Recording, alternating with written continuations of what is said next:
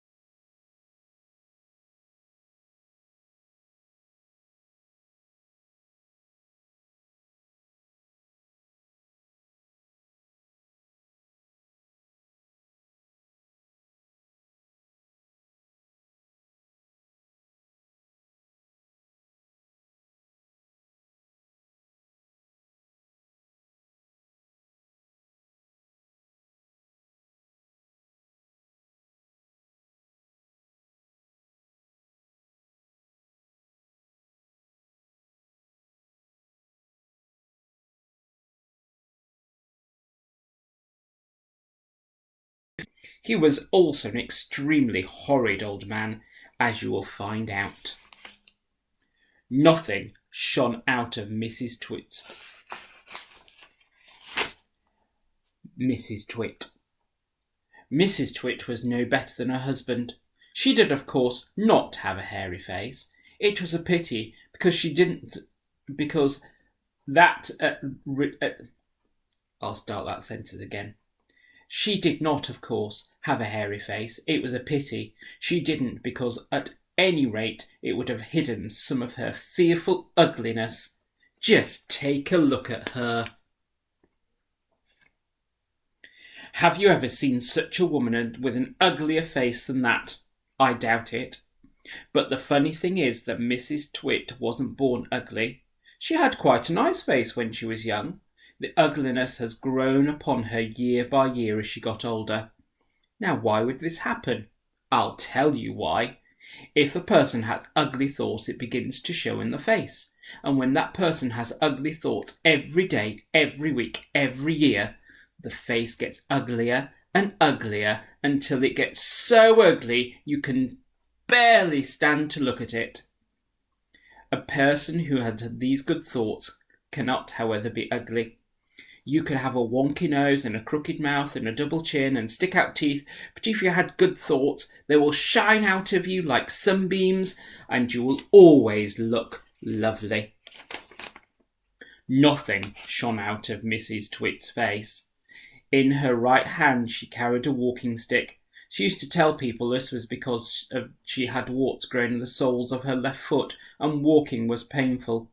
But the real reason she carried a stick was so she could hit things with it, like cats and dogs and little children. And then there was the glass eye. Mrs. Twit had a glass eye that was always looking the wrong way. You can play a lot of tricks with a glass eye because you can take it out and pop it back in again. Anytime you like, and you can bet your life Mrs. Twit knew all the tricks. One morning, she took her glass eye out and dropped it into Mr. Twit's mug of beer when he wasn't looking. Mr. Twit sat there drinking his beer slowly. The froth made a white ring on the hairs around his mouth. He wiped his white froth onto his sleeve and wiped his sleeve onto his trousers. You're plotting something, Mr. Twit said, keeping his back to her as she couldn't see she had taken her glass eye out. Wherever you go all quiet like that, I know very well you're plotting something. Mrs. Twit was right. Mr. Twit was plotting away like mad. He was trying to think of a dirty, nasty trick he could play on his wife that day. You better be careful, Mrs. Twit said, because when I see you start plotting, I'll watch you like a wombat. Oh, do shut up, you old bag, Mr. Twit said. He went on drinking his beer, and his evil mind kept on working away at his latest horrid trick when he was going to play on the old woman.